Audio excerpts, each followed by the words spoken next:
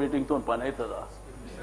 అట్లా కాదు, కొట్లాడదాం, అన్నిటికీ కొట్లాడదాం. కానీ మీరు మా అవకాశం ఇచ్చినందుకు ధన్యవాదాలు. మల్లారెడ్డి గారు ధన్యవాదాలు అధ్యక్ష, ఈ అవకాశం ఇచ్చినందుకు.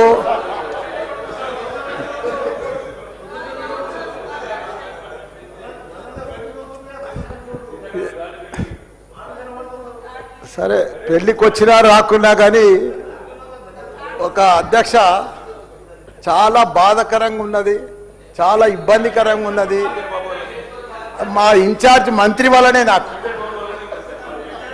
ఎందుకంటే నేను సురువుల మా శ్రీధర్ బాబు మాకు ఇన్ఛార్జ్ వస్తా అంటే నాకు మంచి మిత్రుడు ఆయన.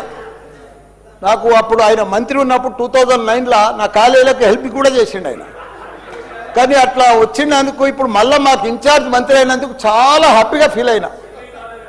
కాకపోతే ఇప్పుడు ఎంత బాధపడుతున్నా అంటే అంత బాధపడుతున్నా, భరించలేను ఆ బాధను. నా గుండె ఇట్లా బాధతోటి భరించలేకపోతున్నా. ఎందుకంటే జవాన్ నగర్ అనే ప్రాంతము నా గుండెకాయ. అలా ప్రజలకు చెప్పిన, అందరికి చెప్పిన. దాన్ని అంతా కూడా జిహెచ్ఎంసి మొత్తం చెత్త అంతా తెచ్చి కొన్ని ఏళ్ళ సందే ఆడనే వేస్తున్నారు. పర్లే వేస్తున్నారు, అది కాంగ్రెస్ టైంలో సందే వేస్తున్నారు, ఇప్పటిదాకా కూడా వేస్తూనే ఉన్నారు. అది కంటిన్యూ కాంట్రాక్ట్ ఉంది వేస్తున్నారు. మీ దాంట్లోనే కంటిన్యూషన్ అని చెప్తున్నా. నా జర ఓపిక పడతా, నీకు దండం పెడతా. ఎందుకంటే ఆ చెత్త వేసినప్పుడు, నేను మంత్రి ఉన్నప్పుడు మా కేటీఆర్ గారు 500 కోట్లు ఇచ్చిండు. చెత్తతోటి కరెంటు తయారు చేసే ఉత్పత్తి ప్లాంట్ ఆడ తయారు చేసినాం. దాన్ని అది కాకుండా 144 కోట్లతోటి క్యాపింగ్ పెట్టిన, మొత్తం మట్టి పోసి గడ్డి పెట్టి అది గుట్ట లెక్క తయారు చేసినాం. దానికి తోడు వర్షాకాలంలో అందులో వచ్చిన మురుగునీళ్ళు అంత వస్తే ఫిల్టర్ చేసేందుకు 250 కోట్లు ఇచ్చినాం వాటి ఎస్టీపీ. అంత బాగా చేస్తే అందంగా వాసన రాకుండా చేసినాం నా మంత్రి ఉన్నప్పుడు మా కేటీఆర్ సార్. అటువంటిది ఇప్పుడు 2 సంవత్సరాలు 4 నెలల సంది భరించలేము. కొత్త గుట్ట చెత్తకుండి తయారు చేసారు, కొత్తది ఒకటి.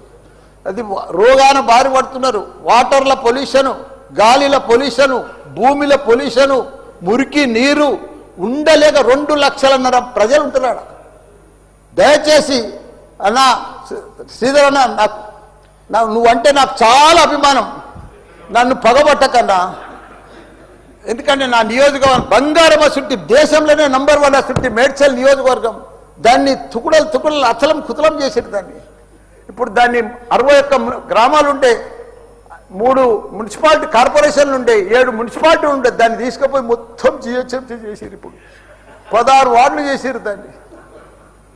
ఒక మోరీలు లేవు, రోడ్లు లేవు, డ్రైనేజీలు లేవు, కరెంట్ స్తంభాలు లేవు, ఏమీ లేదు. ఇంకా మారుమూలు గ్రామాలే ఉన్నాయి, పెంకిటిల్లే ఉన్నాయి.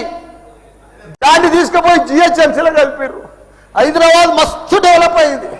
కానీ ఆ జిహెచ్ఎంసీలో కలిపినప్పుడు, దాంట్లో కలిపినప్పుడు దయచేసి స్పెషల్ కేటగిరీ కింద జిహెచ్ఎంసీ చెత్తంతా ఆడికే వస్తుంది.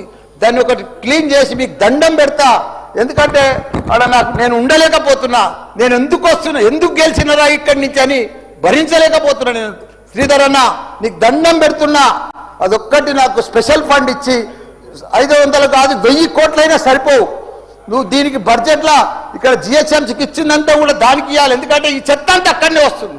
అక్కడ కూడా ప్రజలన్నా, పేద ప్రజలన్నా, డెవలప్ లేదన్నా, మోరీలు లేవన్నా, రోడ్లు లేవన్నా, లైట్లు లేవన్నా, చచ్చిపోతున్నారన్నా, రోజు ఒకరు చచ్చిపోతున్నారన్నా, హాస్పిటల్ బారిన పడుతున్నారన్నా ప్రజలంతా. నేను చూడలేకపోతున్నా, నేను భరించలేకపోతున్నాను. నీకు దండం పెడతా. ఇదొక్కటి నాకు స్పెషల్. ఒక్కసారి మీరు ఇన్స్పెక్షన్ చేసి అక్కడ రావాలని కూడా కోరుతున్నా. మీరు ఈ నడుమ ఇనాగ్రేషన్ కూడా వస్తలేరన్నా.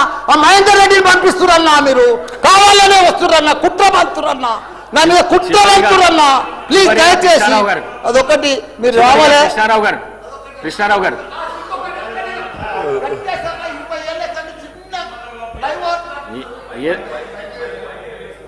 మైక్ లేకుండా సరే అన్న చెప్పేస్తా. చిన్న ఒకటే నిమిషం.